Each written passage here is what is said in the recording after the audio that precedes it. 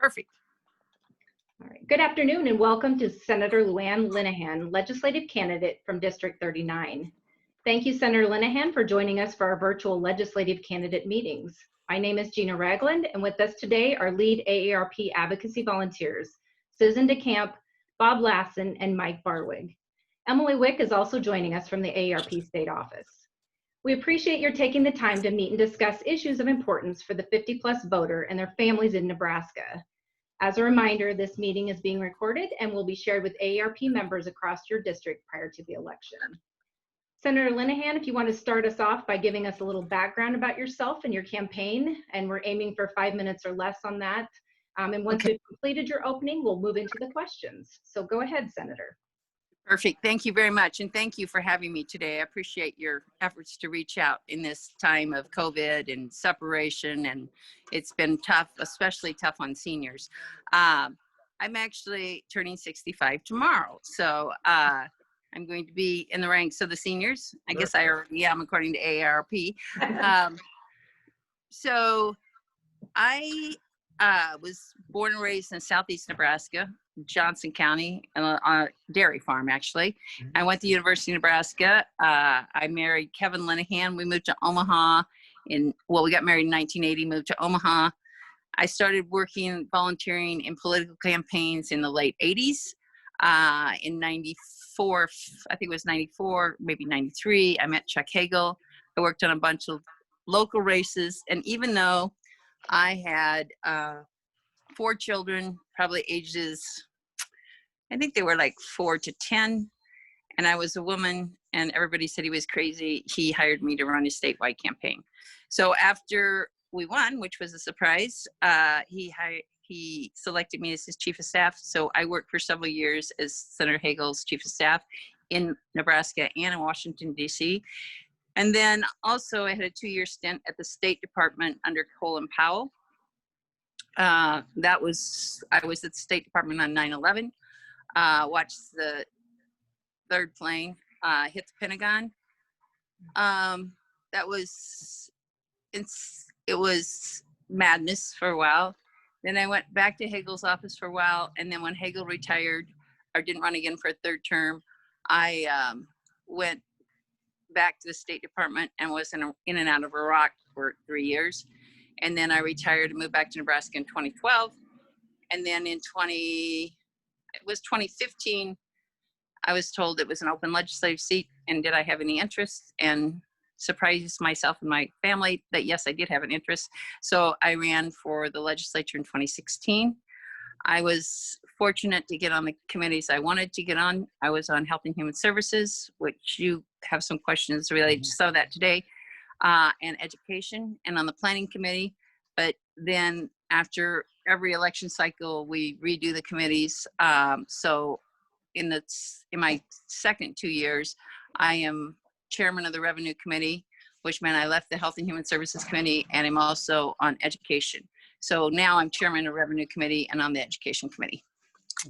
So I think my biggest 2 accomplishments thus far are the reading bill, which was to make sure we do everything we can to make sure children, by the time they are through their 3rd grade in school, are reading, because there's plenty of studies that show if a child's not reading by the end of 3rd grade, they're going to struggle all through school, and many of them won't even graduate from high school. And it's definitely their career path isn't altered. And then secondly, I would say the tax package that we got put together this through the whole COVID thing and the crisis and our longest session ever. At the end, we got incentives and property taxes, and didn't have to decouple from the COVID tax cut. So we got a big tax package done, which will help Nebraska going forward.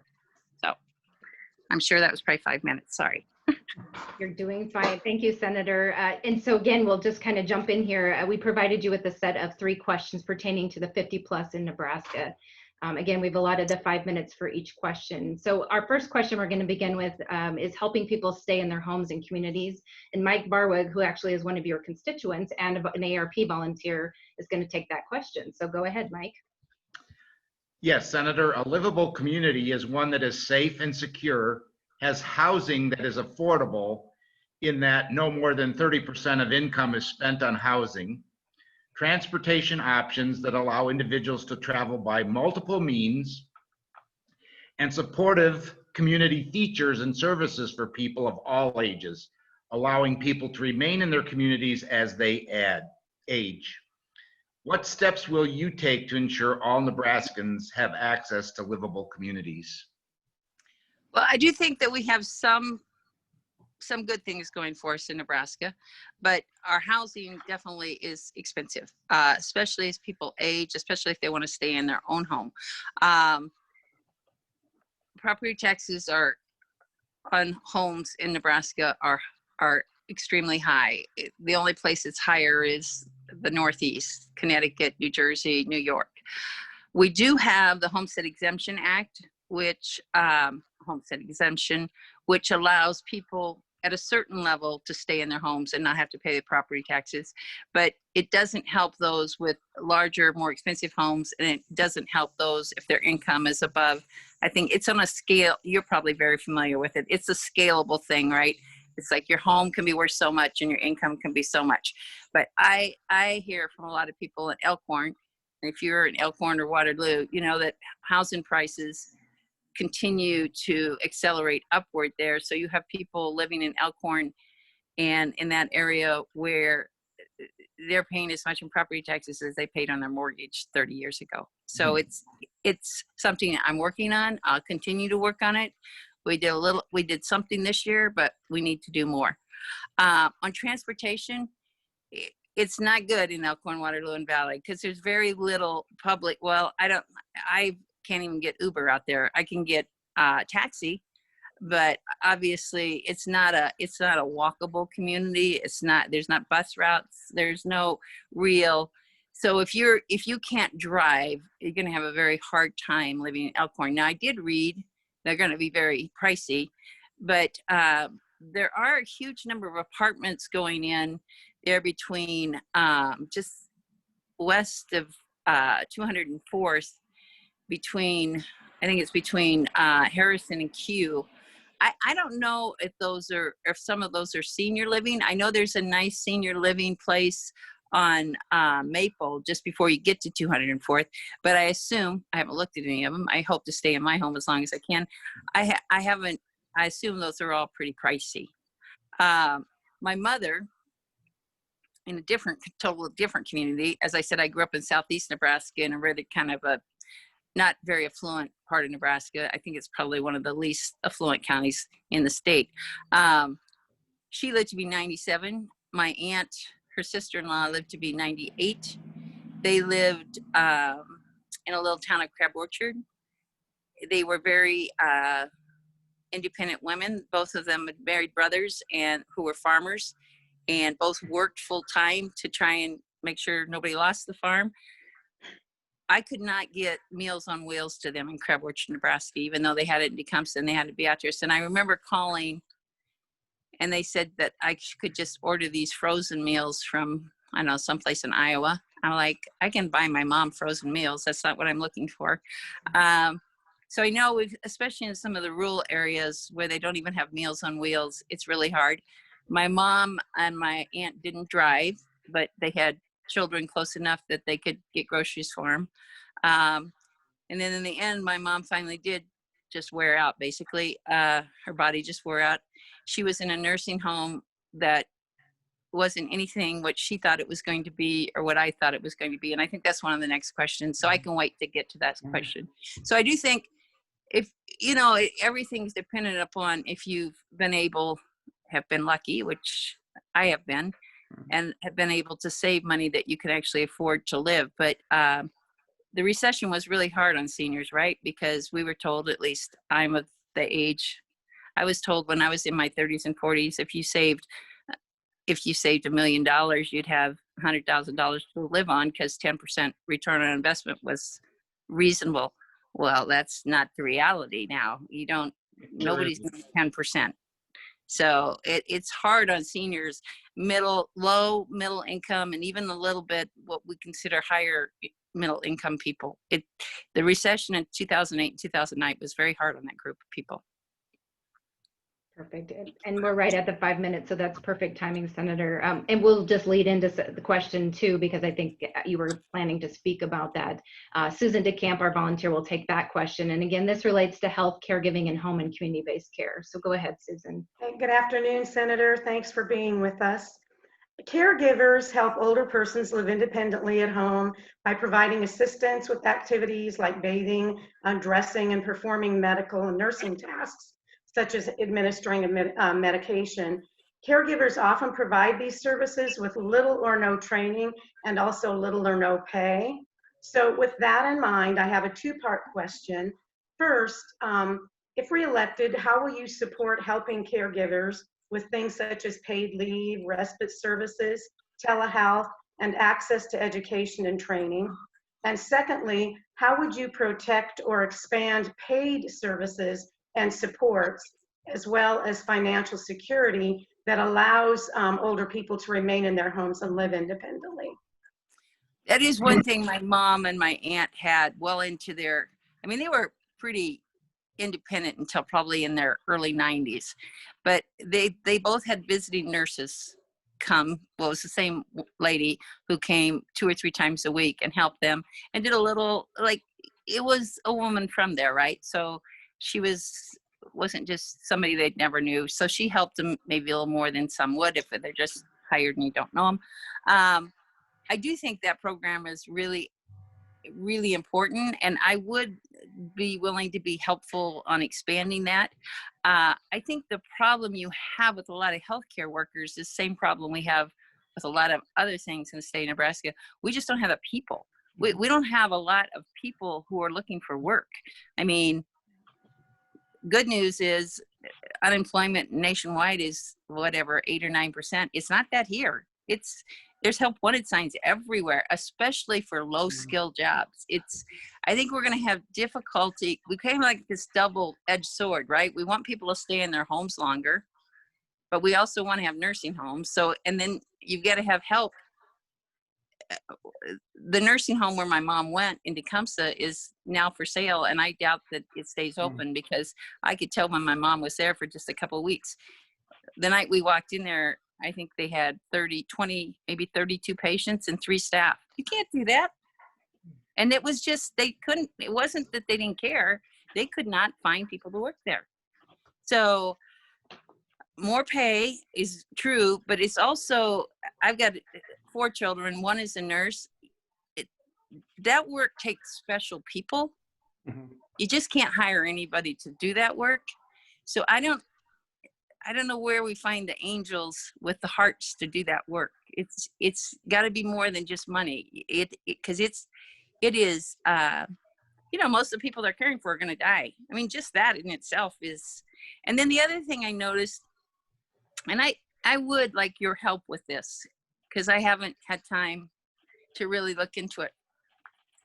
But when we took my mom to that home, it wasn't full of old people. It was about 1/3 were older people, 1/3 were people with mental illness, and 1/3 were people who weren't seniors, but they needed full-time care. So my mom felt, now this, you could say this was not, my mom wasn't a very open-minded person, but my mom wasn't comfortable there. She wasn't with people, she didn't perceive, she thought she was going to like an older people's home where her parents both never went to a home, but her aunts and uncles were in. But it's not like that anymore. It wasn't at least like that there. Now there's another home that's close to Adams, Nebraska, and I forget the name of it. And they even have an Alzheimer's wing, and everybody loves that home. Lakefield, So, yeah. So some of it, I think some of it's probably the management, because it seems like some of them, and we all know veterans homes are great too, but veterans homes are $12,000 a month. So, there's a lot of issues there. And I'm not on the Health and Human Services Committee, but I'm more than willing to help. I don't know, the problem is so large, and I'm not on the committee. I'm not sure what needs to be done, but it seems to me that we need to separate what the senior issues are, because it seems to me they're crossing over with the other people with disabilities. Great. Thank you, Senator. Thank you, Senator. Yes. And our third question now comes from Bob Lassen on nursing facility quality. So go ahead, Bob. And you really had a good segue into this. There's an estimated 6,600 Nebraskans that reside in one of Nebraska's 21 nursing homes. By 2040, the University of Nebraska Omaha projects that number will more than double to almost 14,000. Due to a variety of factors over the past years, Nebraska has seen an increase in nursing homes having to close and the residents having to be relocated.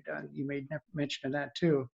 How will you ensure that Nebraskans residents receive quality nursing home care, including ensuring an adequate workforce? You mentioned that, education and training, and proper reimbursement. So I know the first year I was in the legislature was awful because we were $1 billion short of our budget. But revenues were just, it's astounding number now when I look over, because I didn't know how astounding it was at the time because it was my first year there. So we had to cut provider rates on everything. We had to cut the University of Nebraska.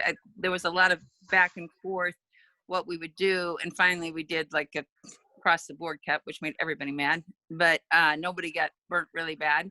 And then Chairman Stinner and Senator Williams, who were very, very focused on getting those nursing home rates back up to where they had been. And then I think we increased them again last year. So I think we're trying there as we have the funding. But I do think, I don't know, I'm a big management person. Like, obviously some of those homes make it work, right? And some of them are failing. And I remember even in Elkhorn, when I went door to door, there was, I'm not going to remember even which home it was. I'm not trying to protect anybody. I really don't remember. I went into one, it was a kind of an assisted living, not really nursing home, but you know, there were nurses around in Valley. And that place was wonderful. Like I said, I'd like to go door to door, and they're like, oh, come on in and knock on everybody's door and say, now, obviously we didn't have to worry about COVID. This was 4 years ago. They let me talk to ladies and the men. They were all thrilled to have the company, right? Mm-hmm. But then I went to another nursing home that's in Elkhorn, and they wouldn't let me in. Now, why? What? I just found that strange. So I don't know. And then Vetters, again, I know they do well financially with their homes, but he has like parties. This is pre-COVID again, but he has like these afternoon soirees, cocktail hour basically. And he invites families, and he's had me there a couple of times.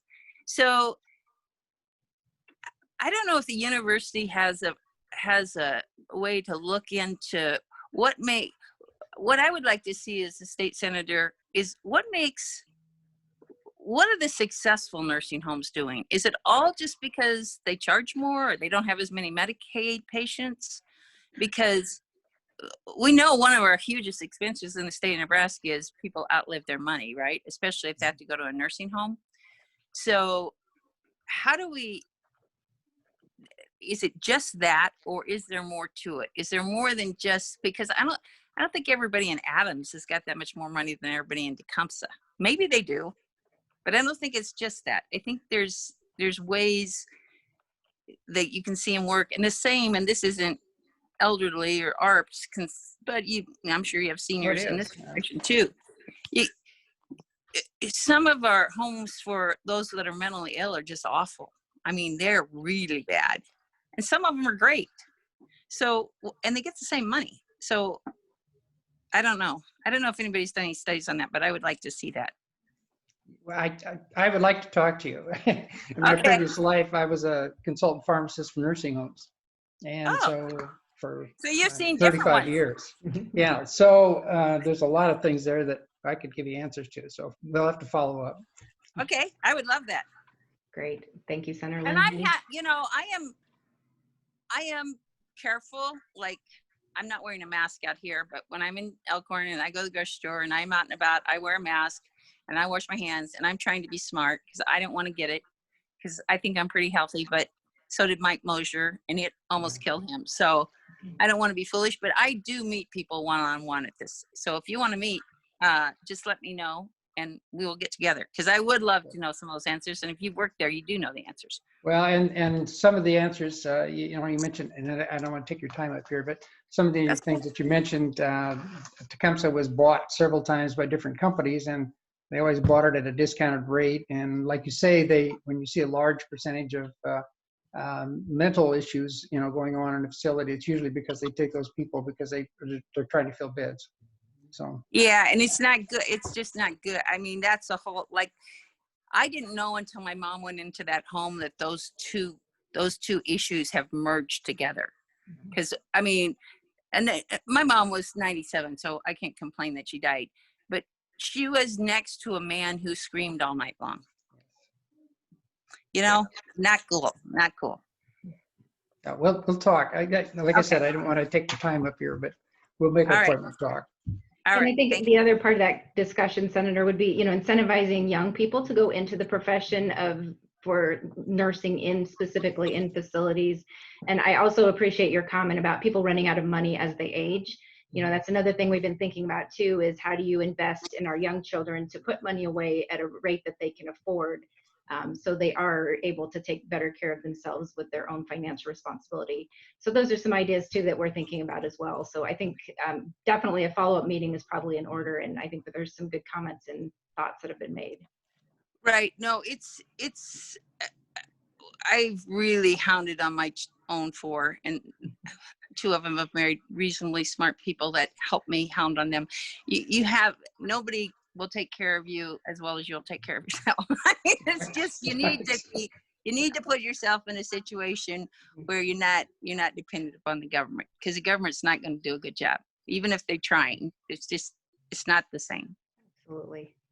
All right. Well, thank you, Senator Linehan. I'm sorry. Go ahead, Mike. I was going to say, we're always talking about investing with money, but I think we need to start thinking about investing in our health as well and staying healthy. Yes. Right. I've not been very good since I've been in the legislature, but I've always tried to walk 3 or 4 miles a day. It's hard to do in Nebraska, right? Because we don't have the weather for it, but it's a huge difference if you just walk 1 mile a day. And these smartwatches are very good little things because they help you. Yes. Yes.